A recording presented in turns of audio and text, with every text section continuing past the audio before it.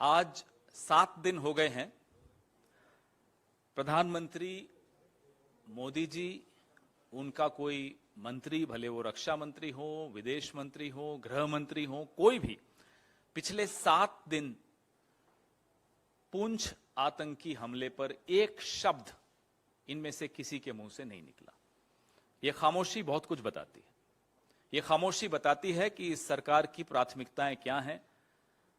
यह खामोशी यह भी बताती है कि पिछले 8-9 साल से बार बार हमें और आपको ये बोला जाता है कि आतंकी हमले नहीं होते अब मोदी जी के आने के बाद। दरअसल सच्चाई ये है कि आतंकी हमले न केवल हो रहे हैं, हमारे सैन्य ठिकानों पर हो रहे हैं, हमारे जवानों पर हो रहे हैं। हां, फर्क बस इतना है कि आतंकी हमलों पर चर्चा होनी बंद हो गई। लगाम आतंकी हमलों पर नहीं लगी, लगाम लगी है आपकी और मेरी जुबान पर, लगाम लगी है चर्चा पर, लगाम लगी है कि इस पर कोई बातचीत न हो, सरकार को कोई कटघरे में मत खड़ा करे, कोई इस पर डिबेट्स नहीं हो प्राइम टाइम पे। ये एक फर्क जरूर हमने पिछले 8-9 सालों में देखा है। हवलदार मनदीप सिंह, लांस नायक कुलवंत सिंह, लांस नायक देबाशीष, सिपाही हरकिशन सिंह, सिपाही सेवक सिंह, इन सब का बलिदान 7 दिन पहले भाटा धुरियान जंगल क्षेत्र जो जम्मू कश्मीर के पुंछ जिले में पड़ता है, वहां आतंकियों ने घात लगाकर हमला बोला और जो बुलेट्स इस्तेमाल की गई वो बुलेट्स ऐसी हैं जो स्टील की बनी हुई हैं और वो ट्रक की बॉडी पर एकदम उसको भेद देती हैं, उसके अंदर चली जाती हैं।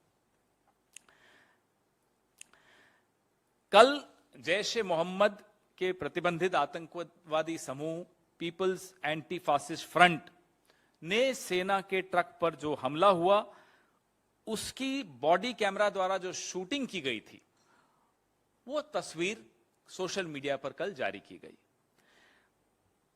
पीएएफएफ के प्रवक्ता तनवीर अहमद राठेर ने वायरल तस्वीरों के साथ एक टेक्स्ट भी लिखा जिसमें दावा किया कि ट्रक के चालक को गोलियों की पहले राउंड्स में ही खत्म कर दिया था, मार दिया गया था।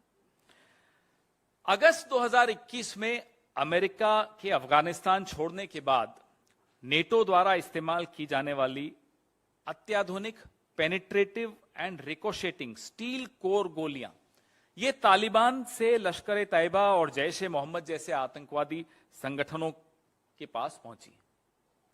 ये विश्व स्तरीय रिपोर्ट्स हैं इसके विषय में कि कैसे बख्तरबंद ढाल को ये भेद देती हैं और ये गोलियां अफगानिस्तान युद्ध के दौरान नेटो ने इस्तेमाल की थी। अफगानिस्तान युद्ध खत्म हुआ, तालिबान अब अफगानिस्तान पे काबिज है और ये हथियार जो उस वक्त वहां इस्तेमाल होते थे, अब वो इस तरह के संगठनों के पास आ गए हैं। बड़ी गंभीर रिपोर्ट है ये। एक special inspector general for Afghanistan cigar की नवीनतम रिपोर्ट 28 फरवरी को आई थी, जिसमें वो कहते हैं कि तालिबान अपने राजस्व प्रवाह को बढ़ाने के लिए पकड़े गए हथियारों और उपकरणों के एक हिस्से को बेच सकता है। और वो अब आपको सामने दिख रहा है कि कैसे वो सामान बिक रहा है, हथियार बिक रहे हैं, बुलेट्स बिक रही हैं और वो कहां इस्तेमाल हो रही हैं? हमारे जवानों के खिलाफ, हमारे सैन्य ठिकानों के खिलाफ लगातार उपयोग में लाई जा रही हैं। न्यूयॉर्क टाइम्स के अनुसार अमेरिका निर्मित पिस्तौल, राइफल, ग्रेनेड, दूरबीन, नाइट विजन गॉगल्स सहित अमेरिका निर्मित उपकरण अफगान बंदूक डीलर, गन डीलर्स के पास पहुंच चुके हैं और वहां से वो बिक रहे हैं ऐसे आतंकी संगठनों के पास। अब इसमें हमें इस बात का बड़ा ध्यान रखना है कि जो हमारी पिछली विदेश नीतियां थी, उसमें जो रुख था तालिबान के प्रति, वो रुख मोदी सरकार ने बदला है और तालिबान के साथ ना केवल बातचीत शुरू की है, 2023 के बजट में अफगानिस्तान के लिए 200 करोड़ रुपए की सहायता की भी घोषणा की है। दिसंबर 2022 में काबुल में भारतीय तकनीकी टीम के सदस्यों ने तालिबान के मंत्रियों के साथ चर्चा भी की और भारत के जो प्रोजेक्ट्स हैं वहां उनको वापस से कैसे रिवाइव किया जाए, उनको फिर से नवीनीकरण कैसे किया जाए, उसका आह्वान भी किया। और न्यू काबुल टाउन में निवेश को भी आमंत्रित किया जा रहा है। वीजा मुद्दे और छात्रवृत्ति को भी इन्होंने उस बैठक में उठाया था भारत सरकार ने। तो लगातार जो आतंकी हमले हुए हैं, जनवरी 2023 बम धमाकों की 2 अलग अलग घटनाओं में घंगरी गांव में आतंकी हमलों में 6 लोगों की मौत हुई थी। यह बमों की योजना कश्मीरी पंडितों के नरसंहार के प्रयास के लिए बनाई गई थी। अगस्त 2022 दरहल इलाके के परगल गांव में आत्मघाती हमला हुआ था, जिसमें 4 जवान तो शहीद हुए थे और 2 अन्य घायल हुए। इसमें भी यही कवच भेदी गोलियों का उपयोग किया गया था। अक्टूबर 2021 में 3 सप्ताह से अधिक समय तक जारी एक तलाशी अभियान के दौरान वन क्षेत्र में 4 दिनों के भीतर आतंकियों के साथ 2 बड़ी मुठभेड़ों में 9 सैनिक शहीद हुए थे। अगस्त 2021 में राजौरी में एक घर पर ग्रेनेड हमला हुआ, एक नाबालिग लड़के की मौत हुई और अन्य कई घायल हुए। तो लगातार हम आपको बताते रहे हैं कि कैसे आतंकी हमले बढ़ते चले जा रहे हैं, सैन्य ठिकानों पर बढ़ रहे हैं, आम नागरिकों पर बढ़ रहे हैं और जम्मू कश्मीर में जो स्थिति है वो आपके सामने रोज हम हर दूसरे दिन साझा करते ही हैं। पुंछ आतंकी हमले पर मोदी सरकार चुप क्यों है? एक तरफ तो सरकार चुप है, दूसरी तरफ कपड़े बदल बदल कर, भेष बदल बदल कर फूहड़ मजाक करते हुए प्रधानमंत्री सुनाई देते हैं। एक तथाकथित चैनल में एक तथाकथित पत्रकार के वहां एक तथाकथित प्रधानमंत्री जिस तरह की टिप्पणियां करते हैं, देखकर लगता नहीं है कि वो नेता है। सीआरपीएफ कैंप, आर्मी कैंप, वायुसेना स्टेशन, सैन्य स्टेशन पे लगातार पुलवामा, पंपोर, उरी, पठानकोट, गुरदासपुर, अमरनाथ यात्रा, सुंजवान सेना शिविर, सैकड़ों जानें हम लोगों ने गंवाई हैं पिछले 8 साल में और प्रधानमंत्री चुप हैं। कोई इन 5 जवानों की अंत्येष्टि पर आपको मंत्री नहीं दिखा। क्यों? क्योंकि देश में चुनाव, बड़े स्तर पे लोकसभा चुनाव नहीं है, इसलिए। यह देखते हुए कि पुंछ का तालिबान से सीधा सीधा संबंध है, क्या मोदी सरकार के लिए तालिबान के साथ अपनी कूटनीतिक पहल और जुड़ाव करना उचित है? क्या ये सही है कि अभी ये कूटनीतिक संबंध हमारे देश के तालिबान के साथ बने? क्या ये सवाल तालिबान से उठाए जाएंगे? क्या यह सच नहीं है कि मोदी सरकार ने हमारी राष्ट्रीय सुरक्षा को खतरे में डाल दिया है, जिसमें कि जम्मू कश्मीर में 1249 आतंकी हमले हुए हैं, जिसमें 350 नागरिक मारे गए और 569 जवान शहीद हुए हैं। 1249 terror attacks in just Jammu and Kashmir alone, in which 350 civilians lost their lives and 569 jawans were martyred. This is the story of the no nonsense, no tolerance towards terror policy of Mr. Narendra Modi. ये कहानी, ये दास्तान इस सरकार की आतंक विरोधी नीतियों की है, तथाकथित आतंक विरोधी नीतियों की। लगातार आतंकी हमले हो रहे हैं। दुनिया ने कई बार पहले देखा है हमारी सेना की पराक्रम को।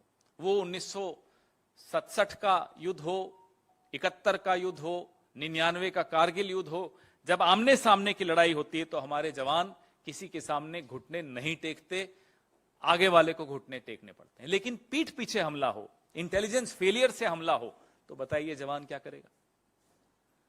और इंटेलिजेंस एजेंसीज में कोई कमी नहीं है, एक से एक आला अफसर, एक से एक काबिल अफसर हमारी इंटेलिजेंस एजेंसीज में बैठा है। लेकिन जब सरकार की प्राथमिकता है कि ये जो आप मेरे सामने बैठे पत्रकारों के मोबाइल में घुसकर इंटेलिजेंस गैदर करनी हो, या हम जैसे लोगों के मोबाइल में घुसकर इंटेलिजेंस गैदर करनी हो, तो जाहिर सी बात है कि आपकी प्राथमिकता राजनीतिक प्रतिद्वंदियों के खिलाफ अपनी इंटेलिजेंस एजेंसीज को इस्तेमाल करने की है, ना कि आतंकियों के खिलाफ करने की।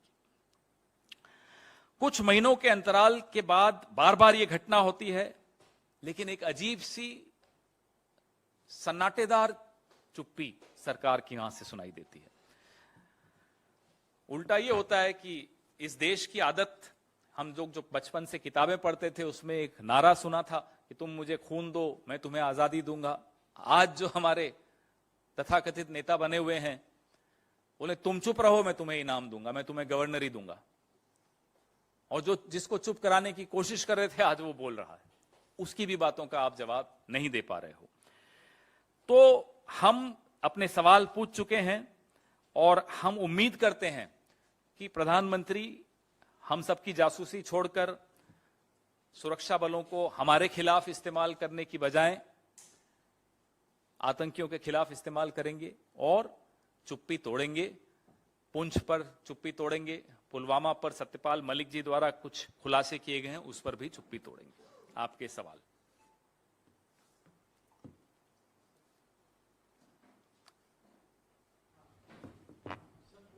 को लेकर आप लोगों की क्या सवाल है जिसके आप जानना चाहते हैं जवाब सरकार से, कृपया वो स्पष्ट करें। बहुत सीधे सीधे सवाल हैं कि क्या तालिबान से आपकी जो कूटनीतिक पहल आपकी सरकार ने शुरू की है, क्या ऐसे हमले जिसमें सीधे सीधे तालिबान से उसका लिंक दिखता है, ऐसा आपको लगता है कि आज भी वो कूटनीतिक पहल होनी चाहिए भारत की तरफ से तालिबान के साथ?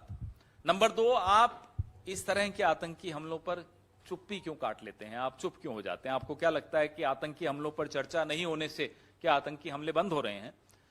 चर्चा होनी चाहिए। सरकार पर दबाव तभी पड़ता है जब मीडिया और विपक्ष इस पर चर्चा करता है। इसलिए हम बार बार इस पर चर्चा करते हैं और करते रहेंगे। दबाव सरकार पर डालते रहेंगे, सवाल सरकार से पूछते रहेंगे, उनकी चुप्पी तोड़ने पर उनको मजबूर करेंगे।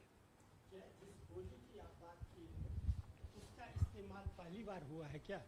नहीं, मैंने आपको बताया कि दिसंबर 2017 में ये जो कवच भेदी गोलियां हैं, जैश ए मोहम्मद ने लेथापोरा में सीआरपीएफ शिविर पर जब पहला ये हमला, आत्मघाती हमला हुआ था, तब ये पहली बार ये कवच भेदी गोलियों का इस्तेमाल हुआ था। फिर जून 2019 में अनंतनाग में हुआ, 3 अप्रैल 2019 में सांबा में हुआ, 24 दिसंबर 2022 में सेना ने जब उरी सेक्टर में चीनी पिस्तौलें और 9 चीन निर्मित हथगोले बरामद किए तो वहां भी ये बरामद हुए थे। मेरी प्रेस रिलीज में ये तमाम तारीखें और तमाम उदाहरण हैं।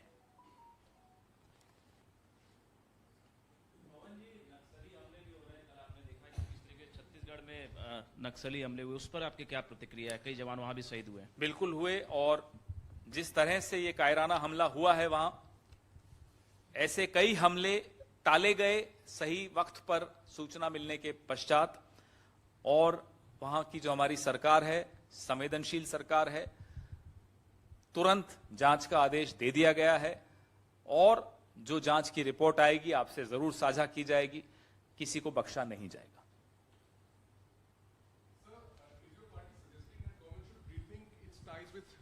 Taliban-led Afghanistan. We are definitely questioning the government's changed foreign policy, especially in the light of evidence that these terror attacks have a direct link with weapons which were used by the Taliban, which are perhaps being sold by the Taliban or sourced by these various terror organizations from the Taliban. In the light of these findings, there is a need to rethink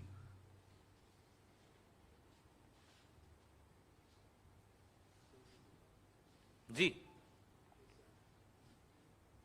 हाँ हाँ पूछिए। Sir, आप लोग एक अभी कांग्रेस ने tweet भी किया है, प्रधानमंत्री के एक किसी कार्यक्रम को लेके, आप कार्यक्रम में दिए वक्तव्य को लेके आप सवाल उठा रहे हैं। क्या सवाल है वो जो आत्महत्याओं को लेके बात करी उन्होंने? बड़ा फूहड़ मजाक था। प्रधानमंत्री तो बहुत बड़ा पद होता है। किसी नेता को भी, कोई भी जो सार्वजनिक जीवन में है, उसको भी इस तरह का मजाक शोभा नहीं देता। ये मजाक है ही नहीं, ये फूहड़पन है। आप प्रधान बन जाएं इसका मतलब ये नहीं कि आप एक अच्छे इंसान बन जाएंगे। पहले आप अच्छे इंसान बनिए। अच्छे इंसान होते तो संवेदनशीलता होती। आप राजनीतिज्ञ हो सकते हो, वोट बटोरने की मशीन हो सकते हो, आप सस्ता मनोरंजन देने वाले एक व्यक्ति भी हो सकते हो, लेकिन आप जन नेता बिल्कुल नहीं हो। क्योंकि जन नेता के मन में एक दिल होता है, वो दिल धड़कता है, लोगों के लिए धड़कता है, आपके भीतर एक संवेदनशीलता होती है, 15, 16, 17, 18 साल के बच्चों की सुसाइड आपको मजाक लगती है? आप आंकड़े देख रहे हो एनसीआरबी के, 34 से 35% जो आत्महत्याएं हुई हैं पिछले 2-3 सालों में, वो नौजवानों की हैं, टीनेजर्स की हैं। शर्म आनी चाहिए। देश के आप प्रधान हो और इस तरह से फुहड़ता करते हो, इतना हल्का मजाक करते हो, और जो हंस रहे थे उन पर भी बड़ा ग्लानि होती है हमें। पता नहीं किस मजबूरी में हंस रहे थे।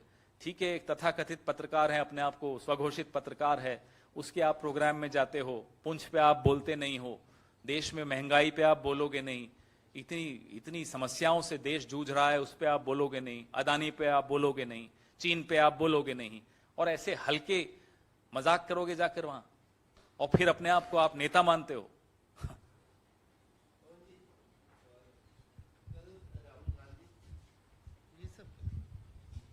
राहुल गांधी का मामला था सूरत के हाई कोर्ट में, वहां पे जिस जज के बेंच में ये गीता गोपी हैं, उनके बेंच में ये मामला गया था, लेकिन उन्होंने अपने आप को थोड़ी देर सुनवाई करने के बाद अपने आप को इस केस से अलग कर लिया।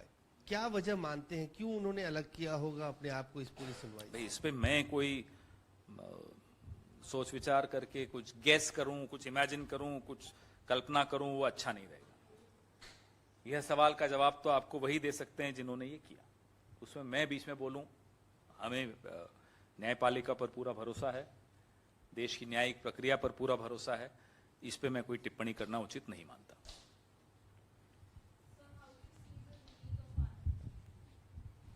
We have commented on this in the past. We will definitely continue to comment on it in the future also. Let all the details come out.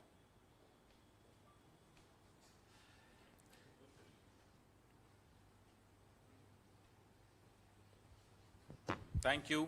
आज माफी चाहता हूं टिक टैक से, सीधा। हाँ, पूछ लो।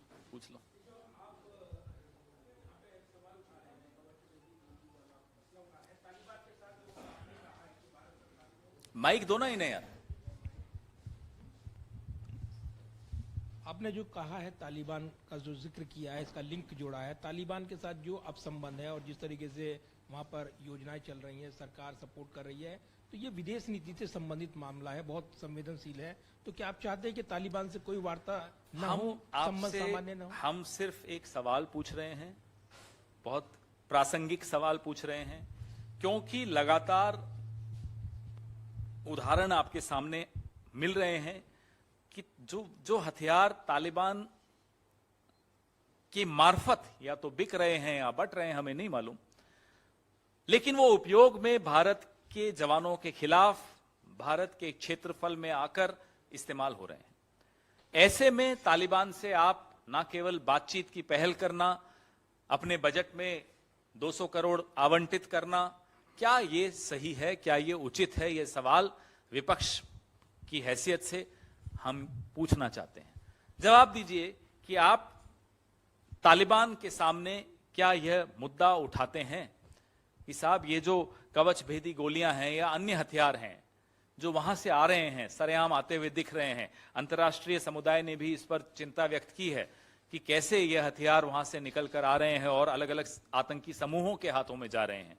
ऐसे में हमारे जवानों की सुरक्षा, हमारे देश में जो targeted killings Jammu and Kashmir में होती हैं, उन सबको ध्यान में रखते हुए ये सवाल बहुत प्रासंगिक है कि क्या आपने जो विदेश नीति में परिवर्तन किया है, क्या इसका यह सही समय है, या इसके जो पैरामीटर्स हैं, जो फ्रेमवर्क है, जो दायरा है इस संबंध के, जो आपने पहल की है, क्या वो दायरा ठीक है?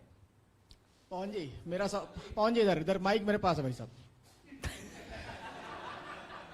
मेरे पास 2 माइक हैं फिर। नहीं, एक को कहा। सवाल मेरा ये है कि आपके सहयोगी दल जो आरजेडी हैं बिहार में, उनके एक नेता हैं भाई वीरेंद्र, उन्होंने पुंछ हमले को लेकर कहा है कि एक साजिश है, ये पुलवामा हमले की तरह एक साजिश है केंद्र सरकार की, जो चुनाव को देखते हुए कहीं इस पे इस तरह मैं ऐसी कोई टिप्पणी का ना समर्थन करूंगा, ना ऐसी कोई टिप्पणी करूंगा। जो हमारे सवाल हैं पुलवामा पर, गवर्नर सत्यपाल मलिक जी ने जो सवाल उठाए हैं या जो खुलासे किए हैं, उन पर है हमारे सवाल कि आरडीएक्स कैसे 10 दिन तक वहां घूमता रहा, ये राज्यपाल जी ने ही खुद पूछा। क्यों नहीं विमान मुहैया कराए गए? 5 विमानों की आवश्यकता थी, क्यों नहीं वो विमान मुहैया कराए गए? डीएसपी देवेंद्र सिंह पे कुछ हमारे सवाल हैं। हमारे जो सवाल हैं वो इससे भिन्न हैं, और वही सवाल इस देश के हर नागरिक के मन में भी हैं, और जो 40 जवान पुलवामा में शहीद हुए थे उनके परिवारजन भी यह सवाल बार बार अब पूछ रहे हैं। तो प्रधानमंत्री को चाहिए, 100वां एपिसोड हो गया शायद मन की बात का, इस पर भी टिप्पणी करनी चाहिए उन्हें, इस पर भी बात करनी चाहिए उन्हें। ये गंभीर विषय है। यस पवन सर, माइक किसके पास है? मेरे पास है sir. 18th round of talks, the commander level talks between India and China has failed once again on Sunday, and over the Chinese incursions. So do you think the SCO meet that's going to take place in India in the coming days, and when the Chinese ministers are also coming, so do you like to comment on the same? Yeah, we would love to comment on it because we owe it to the country to comment on it and question the government.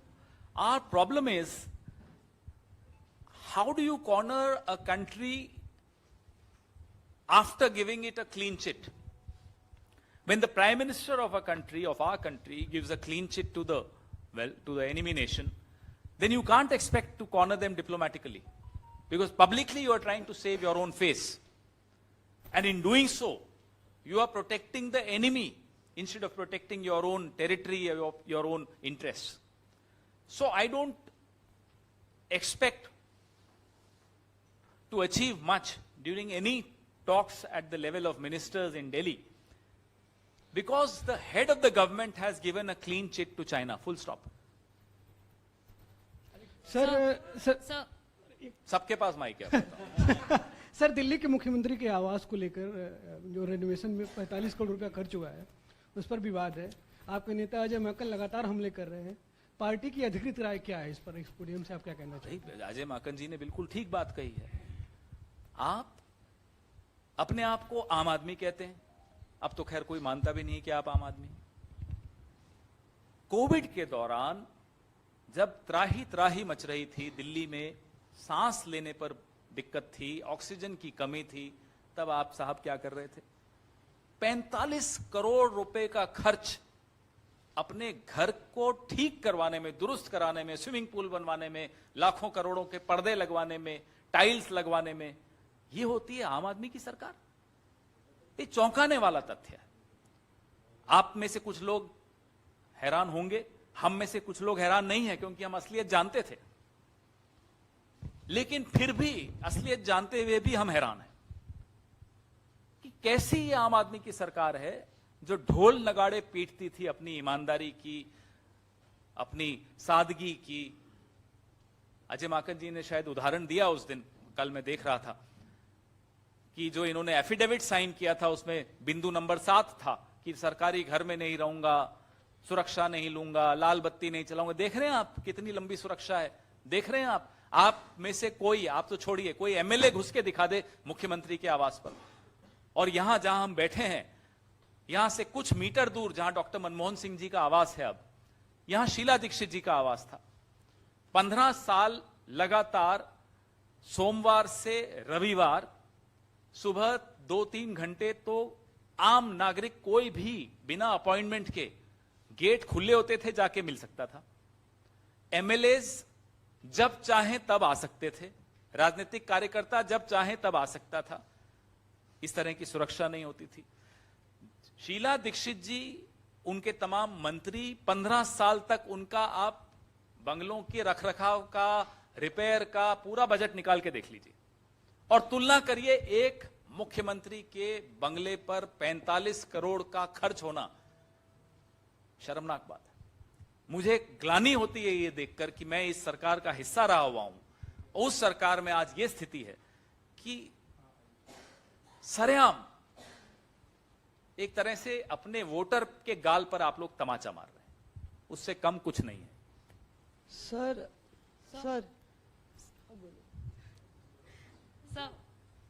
Sir, a 15th century medieval monument has been razed down to build Delhi Jal Board CEO's mansion. A notice has also been served for this. What is your reaction to that? in Delhi. In No, Delhi only. I'm really unaware of the details. Let me first understand this. I don't want to make any irresponsible comments. So let me please go through this. I promise you to, I will make a comment on this. Sir आपके जवाब ने हमारा सवाल भटका दिया। आपकी party में ये लोग good cop bad cop play कर रहे हैं आम आदमी पार्टी के साथ। खरगे साहब फोन करते हैं, आप ये कहते हैं, तो क्या 2024 में आप आम आदमी पार्टी के साथ इतनी धूर्त है तो खड़े नजर नहीं आएंगे? मेरा ये सवाल आपके जवाब पर था। और दूसरा सर, ऑपरेशन कावेरी पर आपकी क्या राय है वो बता दीजिए। खड़गे साहब ने आम आदमी पार्टी को फोन किया, ये एक बहुत स्वस्थ परंपरा है, बहुत अच्छा और सुदृढ़ करने का एक तरीका है आपसी संबंधों को, क्योंकि हमें सबको आपस में संबंध अच्छे रखने चाहिए जिस तरह की लड़ाई हम लड़ रहे हैं। लेकिन इसका अर्थ ये नहीं है कि कोई इस तरह की गलती सामने आए तो उस पर कोई ना बोले। इसमें कोई गुड कॉप बैड कॉप नहीं होता, ये द बोथ कैन को एग्जिस्ट।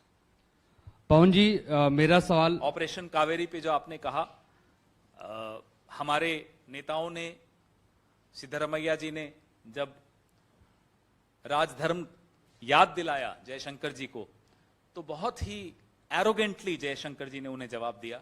लेकिन सिद्धरमैया जी की सलाह का कोई असर हुआ, यह देखकर हमें अच्छा लग रहा। पवन जी, प्रधानमंत्री नरेंद्र मोदी ने कहा कि 70 सालों में आपने सिर्फ 7 एम्स बनाए हैं और उन्होंने 9 सालों में आपसे 2 गुना ज्यादा एम्स बना दिए हैं। स्वास्थ्य के मद्देनजर आपका ढुलमुल रवैया रहा है, क्या कमेंट है आपका? 70 साल में सूरज भी तो शायद पहली बार उगा था 26 मई 2014 को। उससे पहले तो अंधेरा ही था इस देश में। तो अब क्यों आप बार बार इस तरह के सवाल पूछते हो? रोशनी शुरू हुई 26 मई 2014, उससे पहले कुछ था ही नहीं इस देश में। मान लेते हैं प्रधानमंत्री खुश हो जाएं बस। न उससे पहले डीआरडीओ था, न एम्स था, न आईआईटी थे, न आईआईएम थे। जो मोबाइल इस्तेमाल करते हैं प्रधानमंत्री, ये भी उसी वक्त आया 26 मई को पहली बार शायद इस्तेमाल किया होगा उन्होंने। जिस टीवी पर अपनी राजनीति चमकाते हैं, वो टीवी भी 26 मई की शाम को ही शुरू हुआ। शपथ जब इन्होंने ली, वो पहला कार्यक्रम था टीवी पर। अजीब बातें करते हैं। अब मजाक उड़ाने लगा है इनका। अब जब वो बोलते हैं ना इस तरह से, सब यूं छिप छिप कर, तो उनके मंत्री भी हंसते हैं। और जब अकेले में कहीं एयरपोर्ट के लाउंज में इनके मंत्री मिल जाते हैं तो खुलकर हंसते हैं। पहले बोलते हैं भाई मोबाइल बंद है आपका, बोले हाँ बंद है, फिर हंसना शुरू कर देते हैं। ये तो स्थिति है प्रधानमंत्री। अभी 2 दिन पहले मेरे साथ हुआ, नाम नहीं लूंगा, अब ज्यादा डिटेल्स दूंगा तो बेचारे मंत्री की इंक्वायरी और हो जाएगी, मालूम तो पड़ ही जाएगा किस हवाई अड्डे पे कौन मिला था। तो इनका एक मंत्री मिल गया, हमारा साथी भी था इसलिए कह रहा हूं कि अब वो हमारा साथी नहीं है। तो बोले पवन जी मोबाइल ऑफ है। मैंने कहा क्यों? बोले एक बार ऑफ करो। मैंने ऑफ कर दिया। बोले दूसरा मोबाइल भी ऑफ करो। मैंने दूसरा भी ऑफ कर दिया। फिर उन्होंने अपना मोबाइल ऑफ किया। बोले यार तुम कुछ और बोलो इसके खिलाफ। मैंने कहा किसके खिलाफ? इसके खिलाफ। मैंने कहा किसके खिलाफ? बोले वही। मैंने कहा किसके लिए कह रहे हो? गृह मंत्री के लिए कह रहे हो? कहने नहीं वो तो काली है, सफेद वाली। मैंने कहा नहीं, उनकी भी अब सफेद हो गई है। तो बोले नहीं, दोनों के खिलाफ बोलो। मजाक बना दिया उन्होंने, कुछ काम नहीं करने देते। दिन भर 70 साल 10 मिनट तक वो व्यक्ति जितना बोला, हम तो पिछले 10 साल तक भी इतना नहीं बोल पाए होंगे। 10 मिनट में पूरा निचोड़ उसने बता दिया कि किस कुंठा से पूरा कैबिनेट ग्रस्त है। और हैरानी की बात है, जब उनकी फ्लाइट का, वो स्पेशल फ्लाइट में जा रहे थे, जब उनके लिए तैयार हो गई उनकी स्पेशल फ्लाइट, तो जाते जाते मुझे बोलते हैं चिंता मत करो 2024 में बदलने वाला है।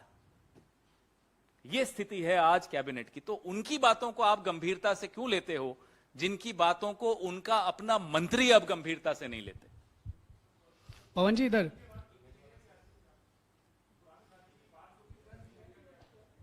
मेरी प्रतिक्रिया क्या थी? मैं तो मुस्कुरा रहा था मंद मंद, सोच रहा था कि मोबाइल ऑन ही रखता तो अच्छा रहता, मोदी जी को भी सुनाई तो देता कि क्या क्या बातें हो रही हैं उनकी पीठ पीछे।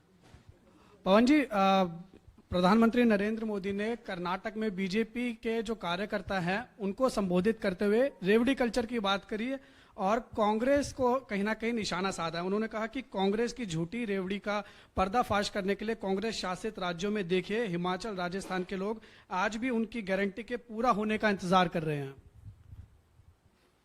जो व्यक्ति इस बात पर भी गर्व महसूस कर रहा हो कि 80% हिंदुस्तान को अब वो मुफ्त राशन दे रहा है।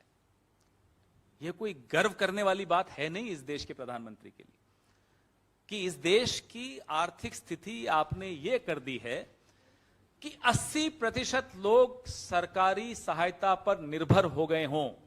वो व्यक्ति रेवड़ी कल्चर पे कुछ बोले तो अच्छा नहीं लगता। जैसा मैंने आपको कहा, प्रधानमंत्री के कैबिनेट के एक बेनामी व्यक्ति का हवाला देते हुए, अब माननीय श्री नरेंद्र मोदी की बात को उनके अपने लोग भी गंभीरता से नहीं लेते। कुछ लोग यूं करके हंसते हैं, कुछ लोग घर जाकर हंसते हैं, कुछ लोग बाथरूम में जाकर हंसते हैं, लेकिन सब हंस रहे हैं अब उन पर। धन्यवाद। हाँ जी,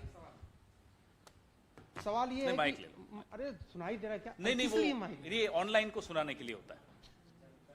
आप मेरे को तो सुनाई दे रहा होता है। सर ये सवाल पहला ये है कि आपके जो नेता हैं कर्नाटक में सिद्धारमैया, उन्होंने कहा कि रिजर्वेशन की लिमिट हम 50 से बढ़ा के 75% कर देंगे और आबादी के हिसाब से लोगों को देंगे। तो आबादी के हिसाब से तो आपके उसमें है उदयपुर चिंतन शिविर में, लेकिन सीमा कैप बढ़ा करके सुप्रीम कोर्ट के आदेश के बाद। और दूसरी बात, आनंद मोहन की जो रिहाई हुई उसमें आपके एक नेता है PL पुनिया, उन्होंने कहा बहुत गलत हुआ है फैसला, ये एक दलित DM की हत्या के आरोपी को। तो इस पर क्या स्टैंड है पार्टी का ऑफिशियल?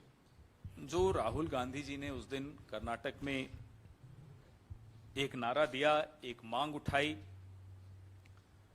आप 2011 के जो जातिगत जनगणना के आंकड़े हैं वो क्यों नहीं जारी कर रहे? नंबर 1। नंबर 2, 2021 का जो जनगणना है जो अभी तक नहीं शुरू कर पाए हैं आप, उसमें आप जातिगत जनगणना अवश्य करें, ये हमारी मांग है। जिसकी जितनी संख्या होगी उतनी ही उसको आरक्षण मिले, उसको सुविधाएं मिले, ये हमारी मांग है, ये हमारा स्टैंड है, बड़ा स्पष्ट स्टैंड है। आनंद मोहन की रिहाई के विषय में जैसा कि मैंने कहा, पहले भी इस पे हम चर्चा कर चुके हैं, कर भी रहे हैं, आगे भी करेंगे, लेकिन एक बार इसको पूरा हम स्टडी कर लें, रिहाई के आदेश को, नियम कानून को, उसके बाद इस पर जरूर और भी चर्चा करेंगे।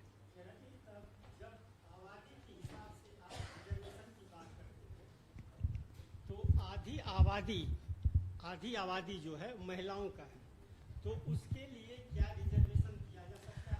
प्रियंका गांधी जी ने लड़की हूं लड़ सकती हूं का एक नारा दिया पिछले उत्तर प्रदेश चुनाव में। वो नारा लोगों के दिल में भी बस चुका है और कांग्रेस पार्टी उसको एक नीतिगत जामा पहनाने का निर्णय ले चुकी है। अब उसमें क्या क्या होना चाहिए, क्या नहीं होना चाहिए, वो विशेषज्ञों की सलाह के हिसाब से लोगों से चर्चा करने के बाद, संवाद करने के बाद अवश्य उसमें निर्णय भी लिए जाएंगे। लेकिन जो आपने बात उठाई है बिल्कुल सही उठाई है।